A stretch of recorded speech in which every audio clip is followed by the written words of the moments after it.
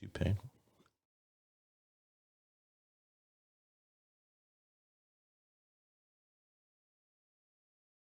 Well, either you're closing your eyes to a situation you do not wish to acknowledge, or you are not aware of the caliber of disaster. Hello.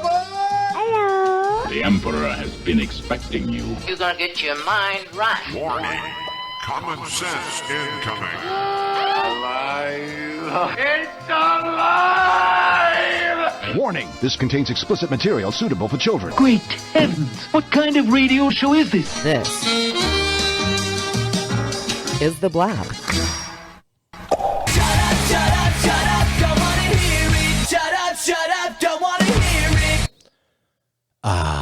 There's the sound I ache and long each and every week. To have the bumper stickers made, the flags waving, and the T-shirts printed up as fast as humanly possible. Welcome to the Blab. And this week's show, freedom's just another word for shut. Oh, wait, I actually have the effect. Shut the fuck up. There we go. Why? Well, I'll tell you why. I'm Scott Edward Phelps. Dave Simmons is here. Hey-o. And we'll talk about bats and big bucks in a minute. But first up, this week on the show, Adele is sorry. Kanye is looking to kick Pete's patootie. Kid Rock rhymes with douchebag. The big Biden sob story this week, as in SOB. Adele is very, very sorry. Ron rhymes with Don, and did I remember to mention that Adele is very, very, very sorry? But before we talk about lapping shut as many American pie holes as possible, let's do a quick one-and-done edition of No Shit Sherlock.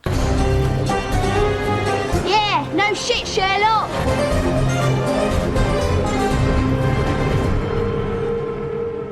All right, this is actually just me doing a lib durable for about 60 seconds, disguised cleverly as a new thing with the machine. You'll enjoy this. You probably didn't see, maybe you did. NBC News poll, new one, says Americans were asked to describe where they believe America is today. And, of course, take a left to Greenland. Yeah. Wah, wah, wah. The top answers were, in no particular order, downhill, divisive, negative, struggling, lost, and bad. According to the poll, 72% of Americans say the country's headed in the wrong direction. And that's just the sixth time in the poll's history when 70% or more have said the nation is on the wrong track in back-to-back surveys. Well, okay. Of course America is headed in the wrong direction. No shit, Sherlock. And the reason why, get ready, because I thought it through. It's not Biden. It's not Pelosi. It's not Trump. It's not even Ted Cruz or Tucker Carlson, although it's hard to tell lips from ass on that particular one. I'll tell you who's to blame. You are, America. Because you keep voting to put the most conservative or the most liberal or the most faithful to Trump or the most faithful to pick a Democrat, any Democrat, and you refuse to wise the fuck up and look for candidates who want to find solutions to problems that exist, have always existed, and will always exist in a nation and a world made up of, wait for it, all kinds of people. Fuck the wind, man. The answer, my friends, is in the middle. Communication, moderation, cooperation, the center, and the space between far this, extreme this, and far that, extreme that. Start looking for and voting for those people who occupy and change that space and champion that space, and stop voting with that fucking space between your ears. No shit, Sherlock. Thank you. And on a more positive note, can't swing a dead cat these days and not hit somebody who, and spoiler alert, I'm going to use the word again, they need to. Shut the fuck up. There was a whole bunch this past week, and I just decided I'll pick three so that we could use them as kind of a groundwork to text off on, okay? Number one. Lay that pistol down, babe. Lay that pistol down. Pistol packing mama. Lay that pistol down. Her name is Amelia King. She's 42 years old. She lives in Luray, Virginia. She went to the Page County Public School Board meeting to tell them people that she wasn't listening to no mandates about no masks, that her kids weren't going to wear no masks to school. This is what she had to say. No mask mandates. My children will not come to school on Monday with a mask on, all right? That's not happening. And I will bring every single gun loaded and ready to, I will call every... That's 3 minutes. You've gone past your time. It's a policy. Thank you. I'll see y'all on Monday. I'll see y'all on Monday. She turned around, she walked out. Now, the story, and I saw this when it first went down, they charged her almost immediately, the police there, the Luray Police Department. Terroristic threatening? Oral threat on school property. What about an anal threat? Yeah. Well, yeah. Well, they give money for that. She's out on bond, but here's the kick of the kicker. During the very same meeting, it turns out, before the meeting was even over, a school board member got an email from her. And he read the email publicly and into the record, and it said, quote, this is her email back to them.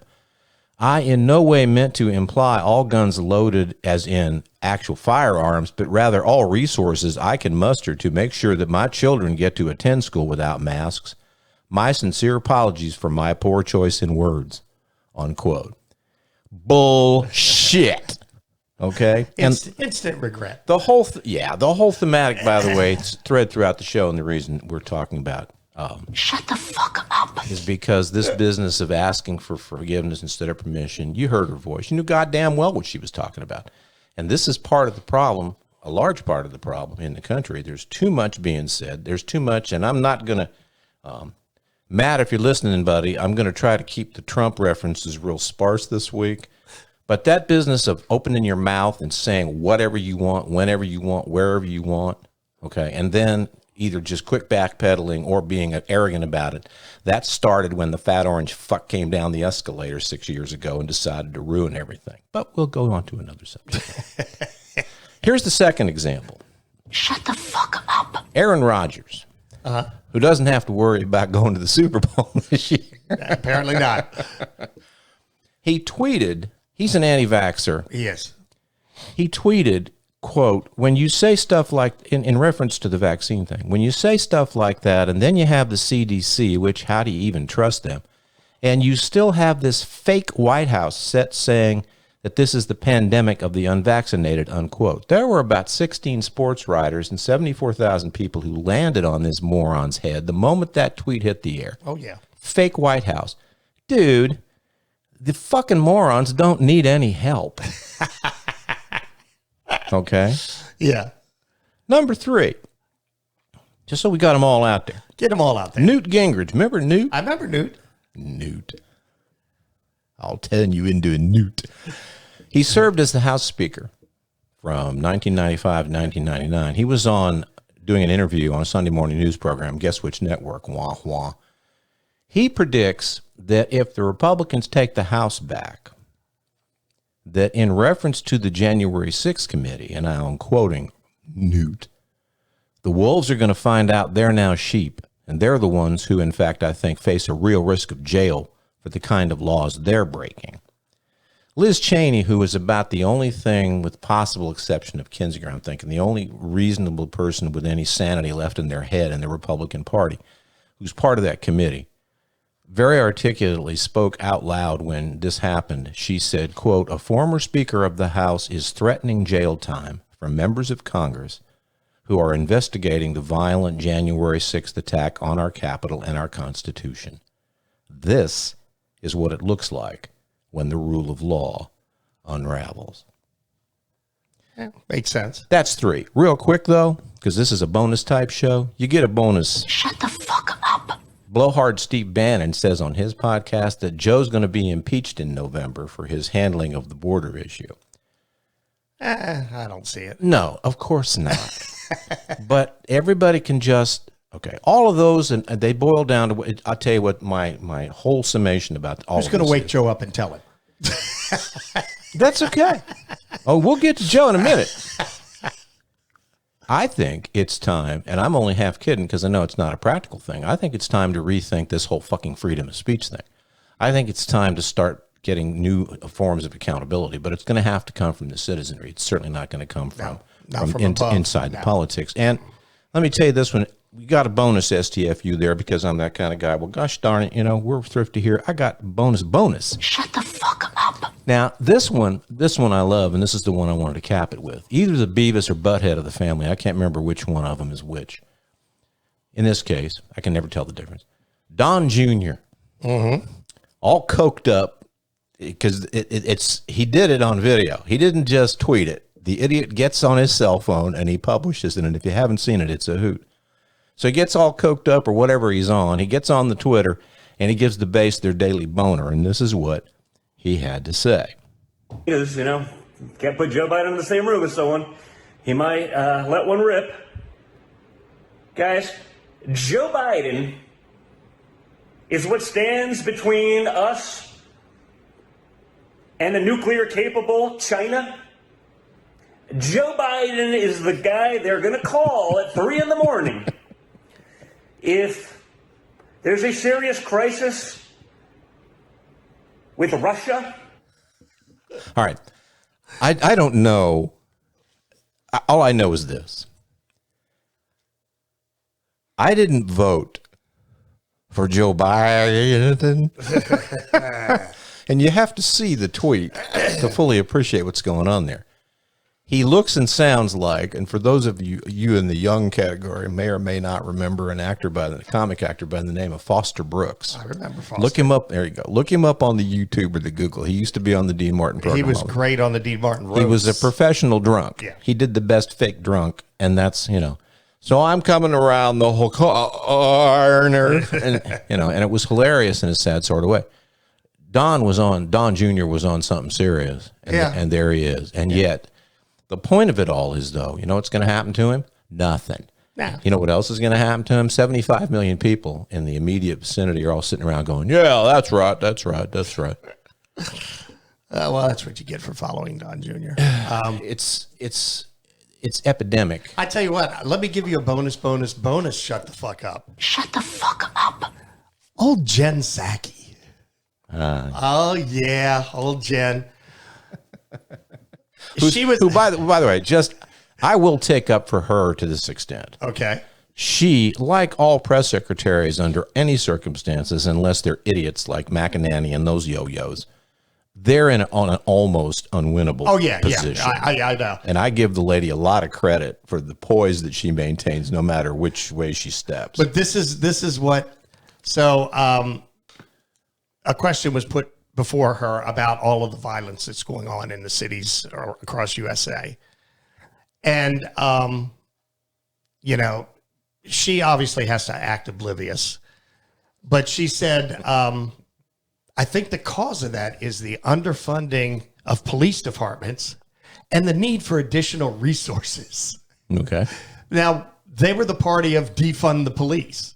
So, and they pulled millions of dollars of funding from New York City, and you saw two officers were executed this weekend, execution style, old school mafia style.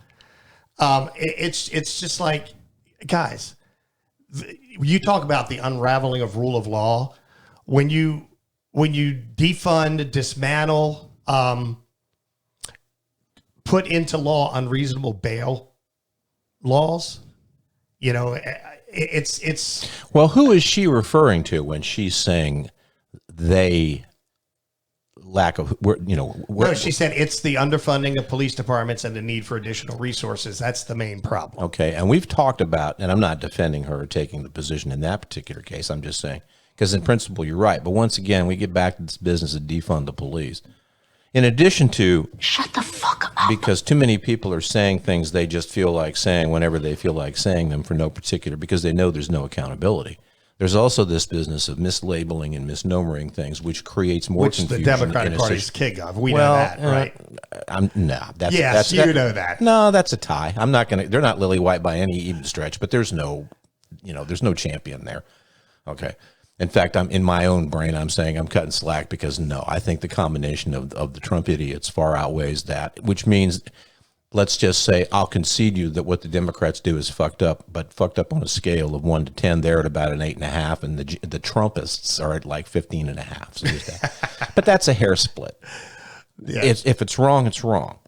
Well, no, the problem is there was actually defunding of police departments in Minneapolis, in New York City. Mm-hmm. You know, they pulled millions of dollars out of there. I think that, honestly, I don't watch her that much, but when I see her make the comments that she makes and the things that she does, my feeling about it is it's, in a twisted sort of way, it's admiration. But the kind of admiration that I have for somebody who does a job that I can't begin to comprehend on any level why anybody in their right mind would want that job. They should have Mike Rowe because it's a dirty job.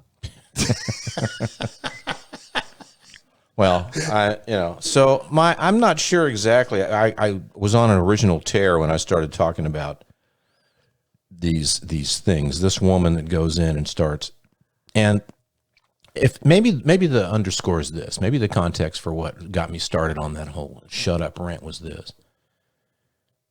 That shit has a physics of its own, of vocal physics, as it were. What goes up, and comes down. There's nothing static. It's either getting better or it's getting worse. Right. It goes back to the old saying, you're either part of the solution or you're part of the problem. I think if I were king, what I would do is I would mandate tomorrow that if you're in any kind of position of public service, if you're in any kind of political office whatsoever, okay, you're either helping that cause or hurting that cause. And the next time something comes out of your mouth that can even be in other words, that kind of shit should be criminally liable. Yeah, that would make sense. Verbal assault, oral assault, anal assault. I know you're going there. It's entirely, I can see the glistening in your eyes. It's an entirely different scenario. But see what I'm saying? I'm down for anal assault. That's a 5. Well, I saw an old film clip accidentally today of a Burt Reynolds interview he did with Conan O'Brien not too long before Burt passed away, and they were talking at length about Burt's work in the movie Deliverance. Oh, there you go. And he was talking about, the whole pretty mouth thing. Anyway, yeah, that. Put a stop to that shit. And the only way to, but here's the problem. On top of the problem, the only way that's going to happen is if the citizenry moves in some way to make that happen. With the leverage that we've got, quote unquote, the vote, that hasn't worked for shit. No. Because they're not going to police themselves. And the longer it goes, the worse it's going to get. And once again, we're headed towards that. Yeah, we're heading towards the rail. All right, you know what? Let's do something funny. Let's do something funny. Laugh and be happy. Don't you ever wear a frown. Don't let the bastards grind you down. Ba-da-cha! Early rim shots, because you can't get too many rim shots. Or rim jobs. Or rim jobs. Ba-da-cha! I don't have Dick on here this week because I had to put in. Shut the fuck up. So we'll just go with that every time I have to. Or this one. I like this one a lot. No shit, Sherlock. There's a new trend out there, oh gosh, divorce registries. Have you heard of this one? Mm-mm. It's like wedding registries, where those who are divorcing can let others know what they need to restock their lives. Nice. Okay. It's a pleasant thought. My only question when I saw that was, where was this 20 plus years ago? Because I've had to rebuy the White Album like about 5 times in my life. Fans are all agog. Agog. That's my new word this week. Agog at the latest episode of And Just Like That, which next to Defund the Police gets my nomination for the stupidest, shittiest name for anything. It's the sequel to Sex and the City. Right. But so anyway, in the show, I don't watch the show, but in the episode, the character Charlotte, jokingly, I think it's Kristen Davis as Charlotte, she goes down on one knee to mock propose to her husband in some kind of romantic thing, and then unzips him and in clear view of the camera exposes his dick. And I don't have the dick button, sorry. But literally. Then I thought, you know what? There's nothing new there. So Fox News actually has a daily show that exposes a dick. It's called Tucker Carlson. Oh, stop it. Hey, he's on my list. Didn't somebody just get thrown off that show? Tucker? No. The new Sex in the City. Chris Noth. Yeah, for sexual. Oh yeah, he's got harassment or Matt something? Lauer disease. Yeah, it's whatever. He He lost his gig. Well, he was dead. They killed him off in the first episode of the season, but he lost his gig on that CBS show, The Equalizer. Oh, okay. Yeah, that's right. That's the one. And he probably won't be showing up on the Law and Order reboots, I'm thinking. Well, these guys, if all that's true, then he deserves what he gets. Yeah. I think I pointed out when all that first broke, though, that I had an issue that retribution came pretty fast. And see, this is the other thing. We're talking about accountability. And some bright light somewhere right now, I promise you, is listening to this program and they're saying to themselves, well, Mr. Lib guy, a minute ago you were talking about accountability and they're showing accountability and now you're backstalking. No, fucking idiot. Listen to what I'm talking about. It's called accountability, but it's about doing it in a responsible fashion. There is such thing as innocent until proven guilty. Yes. And when companies knee-jerk and yank somebody out of their livelihood because they're accused of something, isn't that the same thing essentially as, say, being accused of rape and being convicted and slammed in jail without any benefit of trial or evidence or anything else? So there's that to ponder with.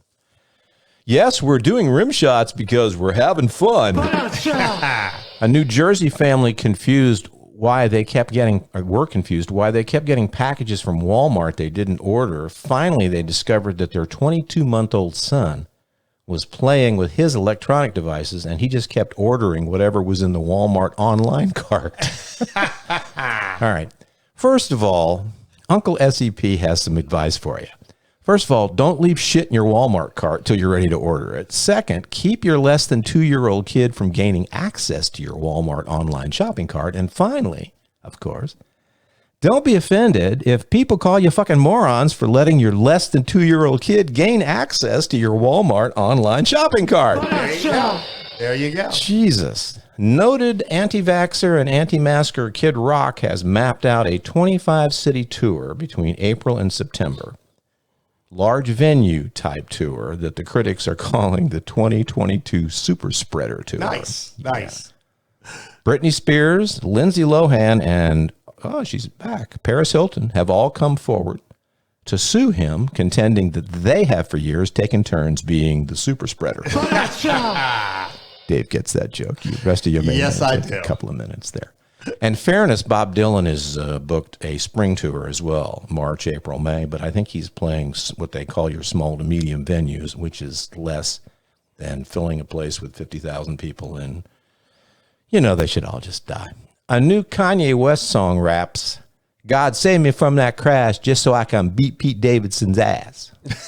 I'm not making that up. Now, most people believe the threat is because Davidson is dating Yee's soon-to-be ex-wife. Pete Davidson is laughing it off currently. I got 2 words for you there, Pete. OJ. And speaking of Kanye, he told paparazzi at the Miami airport, quote, now y'all get to shoot us without having to pay. I'm going to change that. I'm not saying in a negative way. It's just like right now, it's just really one-sided. You guys can follow us. You guys can stand outside my hotel at any given time.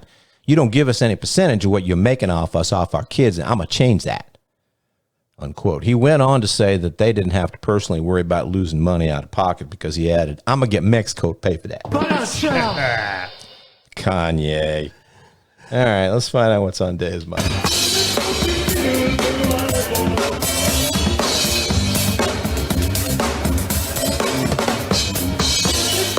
Besides his long-standing love affair with Jen, the P is silent, Psaki. Pete Davidson, since you brought him up, I don't know. Did you see where Pete Davidson and Colin Yost bought the Staten Island ferry? I heard that. I didn't see it. Well, they went in with Paul Italia, who is, I guess, a Manhattan real estate broker and comedy club owner, and they're going to turn the. They had taken this Staten Island ferry out of use, and they were sending it to the scrapyard. But they're going to turn it into a large venue for entertainment, live music. A super spreader event. A super spreader booze cruise event. But I thought that was pretty good, being that both Davidson and Colin were from Staten Island. You know, they said that they hated to see that thing just go to scrap metal. Yeah, giving back to the community. So yeah, I thought that was a good thing. That's almost what we used to give away, a weekly award for goodness or something. We gave up on that shit. Yeah, actually, that would kind of fall into that. Superstar of the week. And I think it's an end of an era. The last large format Sears department store in Pennsylvania at the Willow Grove Park Mall will close its doors permanently this month. Well, where's America going to shop? Walmart. That's an old reference, folks, if you don't know what I'm talking about. It used to be their slogan. So, so that's... I first got, you know what? I have fond sentimental memories of Sears. That's the store from whence my very first guitar was purchased. There you when go. I was a kid, my parents, in 1964, I was 13 years old. I think I've told that story myriad times. What was the... they had their own brand of guitar. Silvertone. Silvertone or Harmony? Who was Harmony? No, the guitars were Silvertone. Silvertone. Because there was a guitar brand called Harmony. Because I had a Harmony guitar and an amp that I had inherited.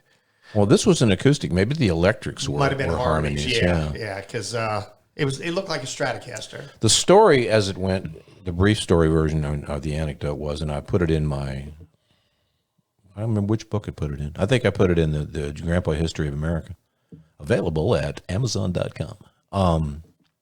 It was 1964. I was 13. The Beatles had come to America in February 64, and every kid between the ages of like 9 and 20 wanted a guitar that year. And mostly to play music, sure, to get women. To get girls, get girls, yeah. And my parents, being uber hip to stuff, waited until like the week after Thanksgiving to start looking for a guitar and couldn't get one, obviously. So on Christmas, this is a true story, on Christmas morning, I got a little handkerchief-sized box, and when I opened it up, in the bottom of it was a picture of the Sears guitar from the Sears catalog taped to the bottom of the box with a little note that said, "Coming in 3 weeks, love, Santa." Nice. I think, memory serves, I think that's the first time in my entire life that I used a phrase that I'd heard some older people use, but I never had the occasion. It was, "What the fuck?" But yeah, so Sears. Bye-bye. That's pretty good. And Dolly Parton turned 76. Yes, she did. Still looks good. Still looks good. You know what 76 is? It's 2 times 38. Now, the more erudite listening are laughing and enjoying that one, and about 3/4 of Trump's people are going, "Oh, I don't get it." But yeah, so that's interesting. That You know what? You ever meet her? No, never met her. Met her once at a thing. It was a press reception for some kind of promotion she was doing or something. And it was fortunate. I had a friend who got me in. It was cool because it was a very intimate thing. There were only maybe 50 or 60 people there in one of those kind of quasi ballroom things in a hotel. And it wasn't even that big. It was more like a conference room. Right. So she went around and said hello and thank you to everybody, including me, who didn't know her from Adam. And I had heard of her work, and I had been in contact with her per se, but I'd never had the opportunity to physically talk to her or meet her at the time. And when I did, and I never forgot it because it struck me so much, and I used to tell the story on music radio when I was telling the story, I'd say, if you have the opportunity to meet Dolly Parton, you're going to be impressed with 2 things. And one of them is not what you think you're going to be impressed with, okay? The first thing is she is as genuinely pleasant, friendly, cordial, outgoing, kind, upbeat as there's no persona there. That's who she is. That's the kind of person that she is. The other thing is and I just cruelly alluded to it a minute ago, the famous Dolly Parton chest, as it were. But what you find is, because I did, and it struck me almost to the point where I almost laughed out loud to myself. Isn't she really tiny? Oh, she's like 5'1". Yeah, she's very really small. tiny, yeah. But even that's not what it is. Okay? Dolly Parton, and I'm saying this with respect and affection, Dolly Parton has a horse face. The hairstyle that she wears masks it wonderfully, but she's very long-jawed. Oh, okay. From the top of her forehead down to the bottom of her chin. Right. And when you are standing looking at her, you're not looking at the double 38s. You're the 76. You're looking at her face thinking, damn, that's a long face. Why the long face? The old Joe's, why the long face? She's as pretty as the day is long, but it's striking because you go, wow, I've never, in all the pictures I've ever seen and all the films I've ever seen of her, I never noticed that. That's the way she photographs or whatever. But yeah, that's cool. Well, I'll tell you an interesting thing about her. Julie and I were watching classic albums the other night, and they were doing the Peter Gabriel album, So, the big album from the 80s with Sledgehammer on it and everything. Mm-hmm. There's a song on there called Don't Give Up. And now it's a duet between him and Kate Bush. He said Bush. He wrote that part for Dolly Parton and wanted Dolly Parton to sing Don't Give Up with him. sent it to Dolly Parton's people, and she wanted nothing to do. He said, well, I don't even think she knew who Peter Gabriel was. But how funny could a Don't Give Up Dolly Parton, Peter Gabriel duet be, you know? She, that's another thing about her, that if you read up on her, and our friend Alana Nash wrote a wonderful bio of her. In fact, Alana is either a relative or she's a godchild, or there's some kind of connection. She's got something. Got a cousin going on. But she's a savvy chick. She hasn't gotten where she's gotten by being a pushover by any stretch of the imagination. But she does what she wants when she wants. Mm-hmm. When she and Kenny Rogers, Garth Shaw, who's a member of Kenny Rogers' entourage and posts on Facebook, he's a Facebook friend. When he and Dolly did Islands in the Stream and had the big hit, everybody in Kenny's camp said, "Hey man, this is big bucks and very successful. Let's do another one." And they were all scrounging around looking for another song beginning on the policy, and they kind of felt Dolly out about, "Hey, do you want to do this?" And she was real sweet about it, but she was like, "No, yeah, we're done. I'm not interested. Thanks very much. Love you. Bye-bye now." Somebody posted a meme yesterday. I guess it was because of her birthday, that said that my friend Joe just went on the Dolly Parton diet, and after 3 days it made Joe lean. That's too funny. What else you got? Happy birthday, Dolly. There you go. That's all I got for now. Okay, well, let's talk. This is our favorite time of the show, has become it, because no matter whatever else we talk about during this particular segment, Dave and I generally know what the hell we're talking about as opposed to all the rest of the time. That's right. It's time for Toon Talk. Something peppy, something happy, something up-tempo, something snappy. Love that film. Why, thank you. I recorded it in just a couple of hours. The great late Adam. Yeah. Adam, from Fountains of Wayne. Fountains of Wayne. That's right. Who wrote all the stuff for that? If you've never seen that movie, you should. It's cute. Yeah, that thing you do. He was an early COVID victim. Yeah. He died really early of it. Well, interestingly enough, that's going to come up in just a second.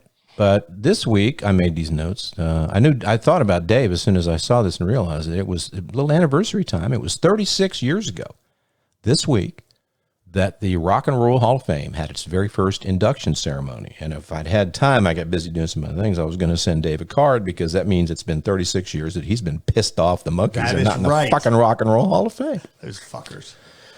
Once again, allow me to explain. Jan Wenner, Rolling Stone publisher, created the Rock and Roll Hall of Fame. It's the Jan Wenner Hall of Fame. If he wants you in, you're in. That is true. That is true. All awards are politics anyway. Yes. As we sit in this room with 73,000 framed shit on my walls and say, I'm not a hypocrite. I like to win shit, but I understand where it's coming from. Speaking of COVID, Meatloaf passed away. Marvin A. Day. He was 74 years old, and it hasn't been officially, yes, it's true, but nobody's denying, and the reliable sources in the tabloid world have been saying since he passed away that he died of COVID, and he was unvaccinated. Well, let me interject there that he had probably 60 years of drastic weight gain and weight loss. Well, he wasn't healthy. He wasn't Richard Simmons in his heyday, but still. Well, I have a Meatloaf story. I met Meatloaf when I was just turned 16. I was working at Kitty World, a stock boy. My first job. There's pride in every job. There you go. There you go. And this long tour bus pulled into the parking lot in Dover, Delaware, had the Bat Out of Hell cover out on the side of it, and in came him and the band and bought probably $2,500 of toys back in 1980. So that tells you how much money they spent. Yeah. But basically, I had just formed a band. I had just started to play. I went up to him, was gushing, and, "Oh, Meatloaf, it's great to meet you. And I got a band, and, he was the nicest." I would have told me to fuck off. He was the nicest guy that you would ever want to meet. Just so sweet. I got his signed an autograph for me. And it was pre everybody having a cell phone, or I would have a picture with him. Nobody had a kid. Nobody. Yeah, I've never seen anything, and even this week, I've never seen anything in the tabloids or anywhere else that indicated that he was anything other than a good guy. No, he was such a very, very nice guy. In fact, it's most telling. the less you hear about famous people, the more nice they are, because there's no clicks or copies to be sold with somebody who's a nice guy. Right. And that was just really, really cool. Matter of fact, he pulled over whoever his drummer was at that time and was like, "Hey, here's my drummer." And he was like, "Hey, this is Dave. Dave's an aspiring drummer." And he introduced me to his drummer. The drummer was really, everybody in the band was nice. They just walked down the aisles, put games, all kinds of stuff in a cart, and loaded the bus and went back on the road. Good for them. Yeah, very nice, very cool. So that was my meatloaf meeting. Good for you. Yeah. Don Wilson also passed away. Don Wilson was 88 years old, and he was the last living survivor of the group known as the Ventures. They were a very successful instrumental band back in the 1960s, early 60s, and the 70s and 80s. Yeah. They did the Batman theme too, didn't they? Actually, they did everything. Yeah. Whatever was hip and popular at the time, they did a recording of the Hawaii Five-0 theme. They did Batman.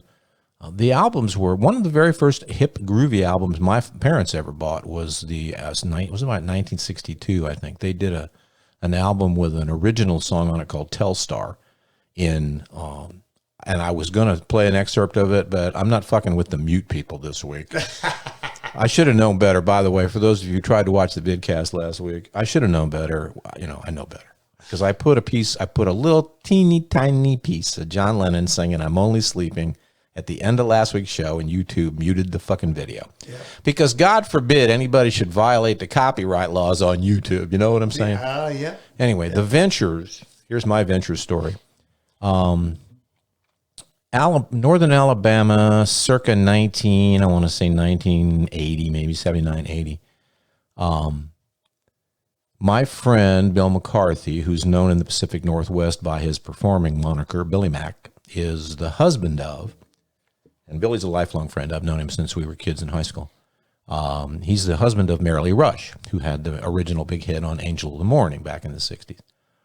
And we were all living in Nashville at the time. Bill and Marilee actually were already married, and they were living in the Pacific Northwest, but they had come to Nashville to do a 4 or 5 sides for a possible album deal for Marilee. But they hooked up with Jeff Cook, who was a guitar-playing member of Alabama, the country group that was pretty famous. And Jeff had his own studio down in northern Alabama, and that's just down the interstate from Nashville. So we were all down there, and they hired us. Bill and Marilee had us come in. My wife, DeJure, and I did backup studio singing work. So we were all kind of family. We were going to put this album together and help Marilee out. Right. It was being produced by one of Bill and Marilee's friends, Bob Bogle, who was another member of the Ventures back in the time. So this is 1980, so let's say 1982. I would have been right around 30 years old. I don't know why I said what I said. In retrospect, I don't know why you say anything. Well, it's hey, I got fans. Watch out. I'm up to 7 followers on the Facebook page. I'm a pretty witty fella, and I wasn't like 6 and stupid. I was 30 years old, and I had some game, but I don't know what possessed me. And even at the time, I thought twice right after I did it, because it was a joke that fell excruciatingly flat. But all these years later, and then when I read the news story about Don Wilson passing away, I suddenly was reminiscing, and I remembered this little anecdote I'm sharing with you. And I've already spent more time than the joke deserves, but I'll just tell you anyway. When we first got to the studio, Billy and Marilee were there, and say, "Oh," we did a huggy, and we're just small talk and all that. And we're walking around saying hello to everybody before we start to get to work. And Bogle comes in, and Bill says, "This is my friends Kim and Scott." That was my wife at the time. And Lala, nice to meet you, and all the rest of that. And I said, and he's shaking hands, because we could shake hands in those days. Yes, kids, you used to be able to shake hands with people without dying. And I said to him, now keep in mind, I have to tell you this other part real quick. If you don't know who the Ventures were, they were an instrumental group. They were made up of 2 guitar players, a bass player, and a drummer. Okay, and that was their sound. And it was cool. It was instrumental, and they did the hits, but that was it. I'm introduced to Bob Bogle, a founding member of the Ventures, and this is 1982. They've been famous and iconic for 20 plus years by the time this meeting is taking place. Right. My wife, "Oh, it's nice to meet you." And he turns to me, and I said, "Bob, it's a pleasure to meet you, and I want to tell you something. I've been listening to you guys since I was a little kid. In fact, You guys are the reason that I first decided that I wanted to learn to play the piano. There was this dead silence in the entire immediate area because my friends who knew me and loved me knew. Those who didn't really didn't know what the fuck I was talking about. They didn't understand that in my own left field way, I was trying to be funny, and it wasn't funny. It was just stupid. And Bogle looked at me, and the expression, I can still remember the face. The expression went from warm, smiling, nice to meet you, to, and I saw it literally wave from the top of his forehead down to his chin, like it was a movie effect. And it turned into, You're what kind of fucking moron? What kind of fucking moron are you? And that was the end of that. And we ended up getting along pretty well and all that. And I didn't bring it up again. I think in hindsight, I wish I'd have gone over and said, listen, I'm sorry. That was a dumb fucking thing to say, but I didn't. It's too funny. All right. So speaking of heartbreak, because we've lost so many good people lately, I don't know whether I mentioned it at the beginning of the show or not, but Adele is sorry. Oh, Lord. I mean, she's very, very sorry. I think, let me just. She's a bit cunty. She's a prima donna. Yeah. She's a diva. Wouldn't you like to be a diva too? Her Las Vegas residency, no, she's not a doctor. Her Las Vegas residency had to be postponed for indefinite periods of time because things weren't working out. She does what everybody does now. She got on the old Instagram or the old Twitter with the cell phone video and personally let everybody know. I've done nothing to this at all. This is absolutely not doctored in any way, shape, or form. This is Adele sharing that, unfortunately, the residency is not going to happen right away. There's two things I want you to pay particular attention to. Number one, her grammar. It's impeccable. Number two, she gets kind of emotional. Hi, listen, I'm so sorry, but my show ain't ready. We've tried absolutely everything that we can to put it together in time and for it to be good enough for you, but we've been absolutely destroyed by delivery delays and COVID. Half my crew, half my team are down with COVID, they still are, and it's been impossible to finish the show, and I can't give you what I have right now, and I'm gutted, and I'm sorry it's so last minute. We've been awake for over 30 hours now trying to figure it out, and we've run out of time, and I'm so upset, and I'm really embarrassed, and I'm so sorry to everyone that's travelled again. I'm really, really sorry. I'm really sorry. We're on it. We're going to reschedule all of the dates. We're on it right now. And I'm going to finish my show and I'm going to get it to where it's supposed to be now for you. I'm so sorry. It's been impossible. We've been up against so much and it just ain't ready. I'm really sorry. I'm sorry. Okay. I gleaned two things from that. She's sorry. Yeah, that's the first thing. And it took me 4 listens, and I'm pretty good because I grew up in the Beatle days and the British invasion, and I can usually blow through these movies where I can watch an entire episode of Graham Norton and usually understand everything everybody is saying, which can be hard sometimes. But it took me 4 run-throughs to figure out what the fuck was. She is saying gutted. Oh, okay, but it's gutted, and she's absolutely gutted. And I'm making fun of her, but here's the reason why. And you may have seen my post earlier this week when this first went down. What I said was, obviously it's a disappointment for her and a disappointment for her fans. And I take away from that, I mean, I'm not inhuman, okay? But it's a fucking show in Vegas, people. It's not like she's had a major setback on her road to curing cancer. Some people paid up to $6,000 for those tickets. And that brings us to another issue. Ridiculous. It's stupid. And I don't care. Did you hear what the problem was? It dealt with a pool. There was a pool on the stage, and she was supposed to be in a harness and floating above the pool while she's singing. Uh-huh. And they got everything together and ready, and she's like, I'm not getting in that harness.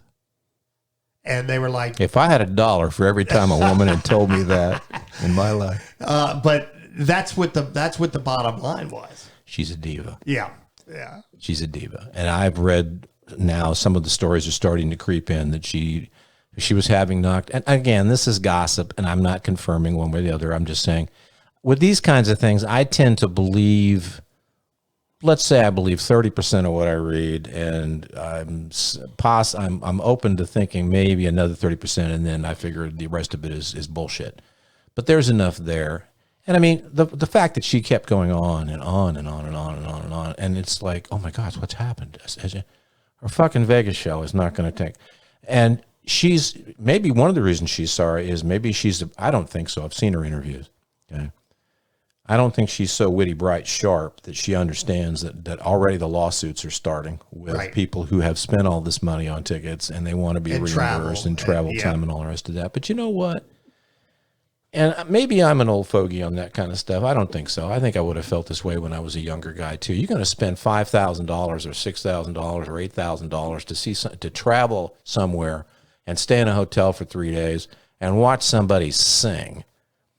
Okay? Yeah. If you've got that kind of money, then you shouldn't have to worry about having blown that kind of money. And if you don't have that kind of money and you did whatever you did to get that money, then the problem ain't Adele. By the way, I forgot to mention, Adele is sorry. She's very, very sorry. Sorry. She's so sorry. All right. And I don't want to say to Adele, shut the fuck up. But that's part of the theme. I'll say it for you. All right. Dave's having a bad day. Let's talk about Ron DeSantis.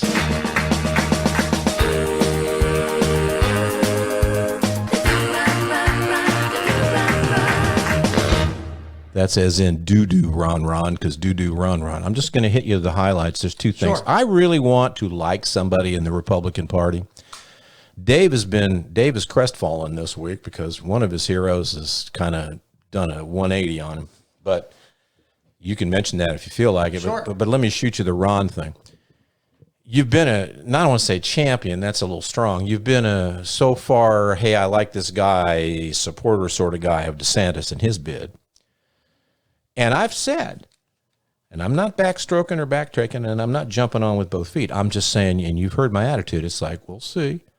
And I even remember saying last week, okay, one step forward, but then there's always that, because what I'm looking for the conservative candidate who doesn't stink of Trumpism, or better yet, doesn't even have the scent of Trumpism on him.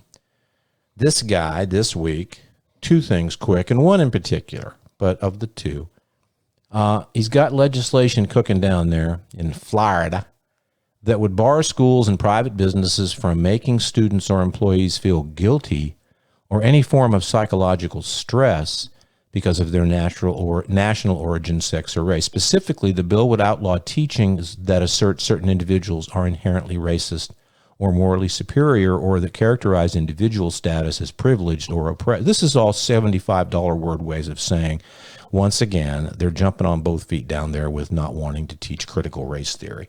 Here's the problem with critical race theory. It's the same fucking problem with defund the police. The name sucks. Okay? It's got critical in it, which people don't like. It's got race in it, which is like, oh, we're not talking about that. Okay? And then theory, people don't like theory unless Penny and Leonard are in it. Black history should be taught in schools, just like American history, white history. And you know what? Black history includes lynching, and it includes torture, and it includes slavery, and it includes. Okay, get off of that shit. That's just a left field way. And that's not, to my way of thinking, that's not legislation, that's pandering. Anybody, and I don't care who it is, if it's a Democrat or a Republican or a Kiwanis Club member, but in particular right now, anybody who's trying to take hold of the conservative mantle and do something positive and constructive with it, you come at me with, hey, here's what I want to do. This is a conservative point of view, but I'm up for it, okay? As opposed to, I'm going to pander to the base. I'm going to do it sideways, left ways, sneak it in the back door. You love the back door, I know. I always have. In other words, I'm going to be Donald Trump, but I'm going to do my best to disguise the fact that I'm not Donald Trump because I want his base to love me and I can't do anything or say anything and I need to pander. And the second thing of DeSantis's that went down this week is nothing more than pandering, period. And he's not even disguising it. And it's this law enforcement force he wants to create down there. He wants to spend $6 million of the state's budget and hire 52 people to essentially what they call enforce election law. The election squad. It's not an election squad. When you read the exact definition of what he wants to do, it's an emergency task force for anything that happens down there. That's, you know what? Here's why I'm not listening to rationalizations on that, and I'm not going down the street that it's the Gestapo, and I'm not down on deep end. You know me better than that. It isn't necessary. And not because there's not election difficulties or discrepancies or frauds. It's called life, and it's called people cheat, and that's the way. But there's nothing. It's just like, this is a manifestation of two things. It's a manifestation of the big lie, the spillage of the big lie, which continues. The election was stolen. Therefore, all elections are rigged. Therefore, all elections are being stolen. Therefore, we need to do this. There's nothing. He's spending a lot of money that could go to, I don't know, healthcare or whatever. And 52 people with jobs, that's nice, but that's still salaries for something that already exists. There are laws on the books to take care of those kinds of things. And there's plenty of resources to be able to find out what's going on. And the second thing is, it's not legislation of wow, this is a screaming need that needs to be addressed and I'm being a responsible governor. It's pandering to the same fucking crowd of people who believe that the fucking election was stolen. Actually, Scott, you're a little off the deep end right now. 20 states currently have that same program intact. It's an emergency response program. He lives in hurricane territory, dude. What does that have to do with elections? Elections, there might be something that falls in elections. It's an emergency response task force for any kind of tragedy that happens within the state of Florida, so he doesn't have to rely on assistance from the federal government. That's the definition of exactly what was, and I don't know where you got your. I'm reading the article as it was posted, a couple of news articles. In this case, it said DeSantis wants state lawmakers to pony up $6 million to hire 52 people for the squad, or this, whatever you want to call it, which would be under the governor's control and would investigate allegations of election crimes submitted by, quote, government officials or any other person, unquote. Now, that sounds to me like it's from the official line of what they're trying to do and what he's submitting. I saw his press conference. It was a task force for emergency task force. Are we talking about two different things? We might be. Well, let's look that up, and next week we'll clear it up, because if this is valid information, and what they're doing is he's putting together something that will be solely or primarily charged with. Yeah. Now, if that's the case, that's not necessary. But exactly. But when I saw his press conference, and dude, everybody's so keen to jump on him, and because he hasn't yet done anything. This is my thing with him. Okay, he hasn't made the move, and that move is to disassociate himself. And I understand the politics involved to a point, but if you're either Trumpist or you're not, and he keeps putting his, I'm not that guy, but yeah, this kind of shit just makes. And by the way, there was something else that we talked about last week, and I forgot what it was, but it doesn't matter because what we talk about ultimately is irrelevant. We're just two guys shooting the bull. The thing came to my mind, and whatever we were arguing about at the time, and the phrase came to me later. I was like Costanza, who thought of the comeback like 3 hours later. Oh yeah, well the shrimp store called, or the ocean called. Optics, okay. Uh-huh. In any case, and this is a perfect example, in this case, in many cases, it doesn't matter what it is. It only matters what people think it is. Right. Because that's it. Optics is key, which is really just the new modern $5 way of saying perception is reality.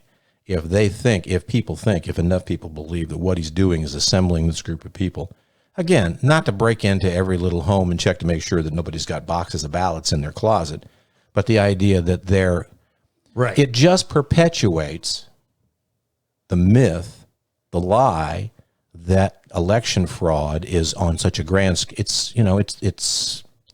It's playing to the base. You and I both know there's plenty of election fraud, but it's America. Like Mike Baker, the CIA agent, said, if you're not cheating, you're not trying. I'm not saying there's no election fraud. I'm talking about the scale. But it's not enough to have overturned the election. We both know that. Right, but let's spend $6 million and hire 50 people to have a group of people whose sole charge, according to this information. I didn't hear that. I heard about his emergency task force. I watched his press conference. He never mentioned elections once. So this might be something totally different. Well, there's your homework for the week. Yeah. Look it up. But and if you bring back the info that this is not something that he's doing, then I'll back up and say, okay, there you go. Yeah. I saw something with him where the Florida Department of Health has said that all the state-run sites for administering antibodies will be closed following the FDA's decision, which, DeSantis was a big proponent of the monoclonal antibodies. Mm-hmm. And so much so that when Biden cut off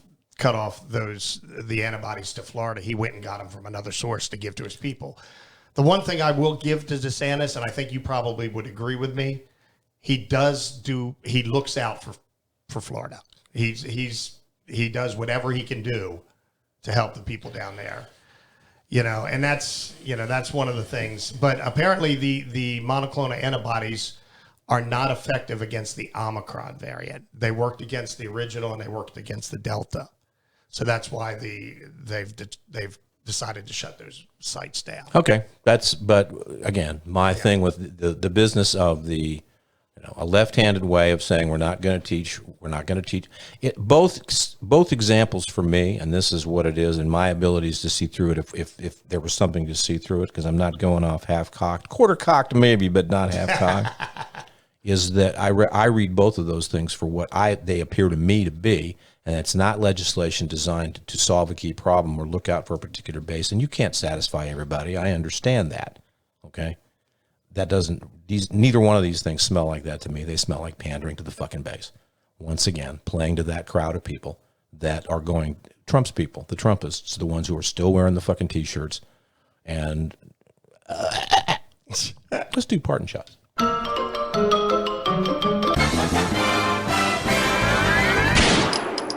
We have so much fun, the time just flies. I got something. I'll bet you do. Penicillin will clear it up, believe it or not, dude, there may be an actual COVID buster, something that fights COVID. CBD. They've been running a lot of tests. CBD's been shown to help with anxiety and sleep.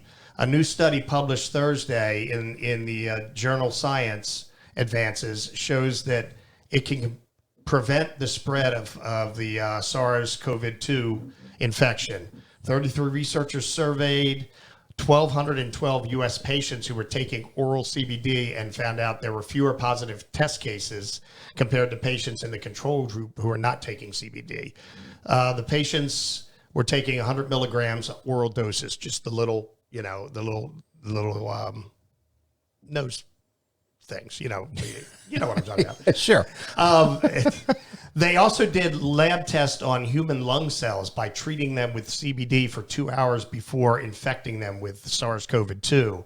After 48 hours, they found that the CBD inhibits the replication of genes required for the growth and spread of the virus. And also, by way of keeping everybody fully informed, because that's what we're all about here, in case there's any confusion or misunderstanding, we're talking about CBD.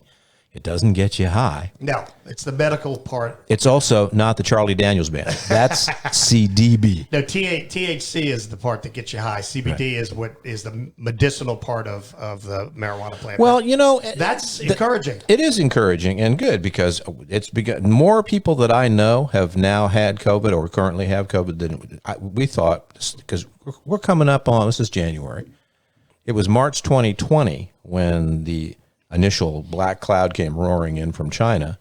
So that's 2 years. 2 years, yeah. Well, and I thought, like many people did, after the worst of a year's worth of it and things started to calm down a little bit, and, we lost 800,000 people, and that was a nice round number, and et cetera, et cetera. But it's worse now, at least in terms of the number of people who got it. The Spanish flu was 4 waves. So if history's taught us anything, we got one more coming. Oh, history don't teach us shit. Nobody pays attention to history. If they did, things wouldn't happen that way.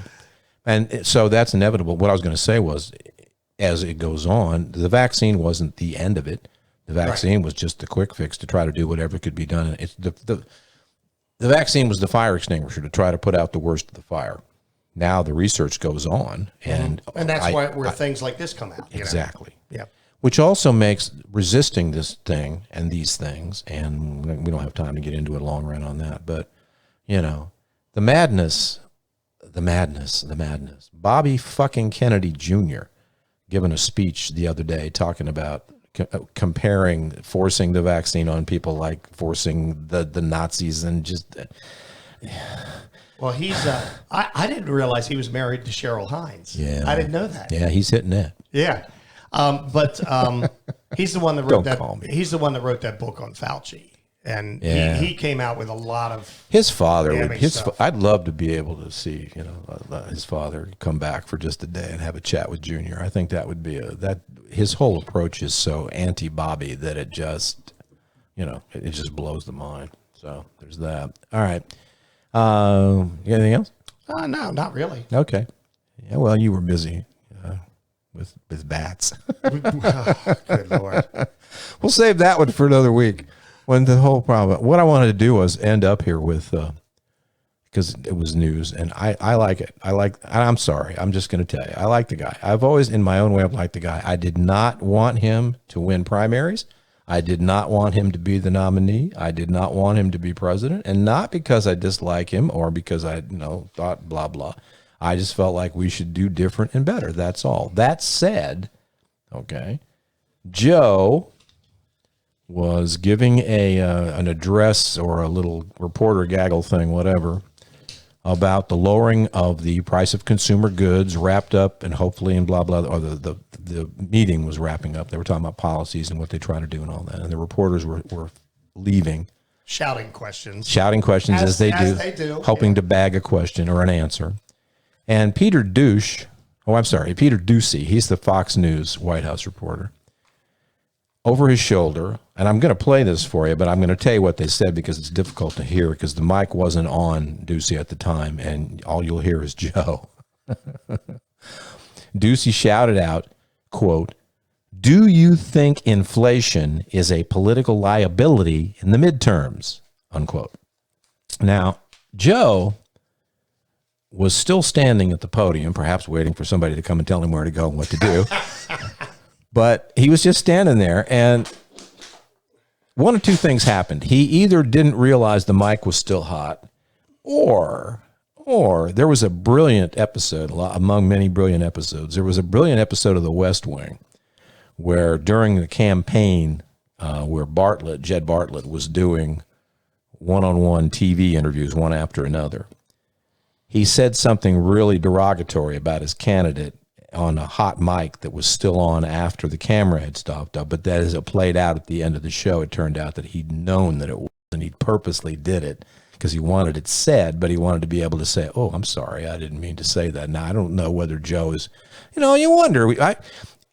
I would love it. I'm not saying this is true, but I would love it if it turns out that, Joe's 80, 100 years old and all the sleepy stuff and all the misspeak and all the rest of that shit.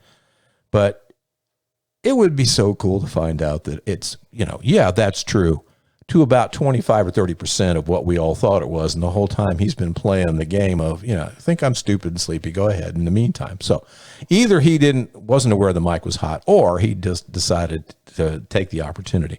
He didn't answer Ducey, but he did. It was one of those, when somebody says something to you that pisses you off, you go, "Hey, how you doing? You all right? Everything okay with your family?" And you go, under your breath, you answer, you go, "Yeah, I got your fucking family." Like that. Yeah. Joe answered back, obviously being sarcastic, "That's a great asset. More inflation. What a stupid son of a bitch." This is how the exchange went. Now remember what I said, because you're not going to be able to understand Ducey yelling it out. Ducey yells out, "Do you think inflation is a political liability in the midterms?" Do you think inflation is a political liability? That's a great asset. More inflation. What a stupid son of a bitch. Listen one more time. Do you think inflation is a political liability? That's a great asset. More inflation. What a stupid son of a bitch. Now, let me tell you why I love that. Because first of all, good for you, Joe. It was a stupid fucking question. Okay, it's just a stupid fucking question. Fox News happened to ask it, but anybody would ask that question. I'd say the same thing. Do you think inflation is a political liability in the midterms? Do you think if you get acid on your skin, it will burn you? Dumb fuck. Don't do that. Those are baiting questions. It's not questions for information purposes. And then, so Joe called him out right. What a stupid son of a bitch. But here's the really cool thing. Biden later in the day called the guy personally and said, quote, "It's nothing personal, pal." And you can hear Joe in the way that he speaks and the way that he goes. And Ducey went on to say, because Ducey reported that Biden had called him, they quote, "They cleared the air and I appreciated it. We had a nice call," unquote. Yeah. He apologized. presidents can do that. Yep. It's okay. And classy guys can do that. And whatever else he does or doesn't do or can't do for the country, as long as he's in the office, at least he apologized. Yeah, it's Joe's going to bring civility back to the office for as long as it lasts. Yes, he is. He absolutely. And this is where it all comes back to the theme of the entire episode. Shut the fuck up. I did without getting it because we're over time now, but it's like apparently Hannity had Ducey on and was asking him, and Hannity kept pressing. But did he really apologize? He said, nothing personal, but did he actually apologize? But did he? You know what, Sean? Shut the fuck up. Better yet, Sean, fall down face forward into something cement that, just enough. It's enough. Be nice. And if you can't be nice, then say it with me. Shut the fuck up. Anything else? No. I guess Chris Cuomo and CNN are about to go. By the way, I meant to tell you that article was absolutely spot on, but check your dates the next time you throw some stories. That story was printed in like October of last year. Was it? Yeah. Which it doesn't make it not true. It's just, it's not breaking news. But it popped up in my news feed. I was like, wow. That happens all the time. Yeah. I just got one the other day that said that President Lincoln had been assassinated. They think it's John. Well, don't you believe everything you read? I don't. All right, that's all we got. Oh, by the way, I wanted to leave this on an inspirational note since we've been bashing stuff pretty good like we do. Adele's sorry. First of all, Adele is very sorry. She's very, very sorry. I should have done a short version of that soundbite. In the coming week, here's our request for all of you. Wear a mask, would you please? Vaccinate where possible. Be kind, okay? And where you can, and whenever and wherever the opportunity should present itself. Shut the fuck up. Have a wonderful week, and we'll be back next time with The Blab. Shut the fuck up. Shut the fuck up.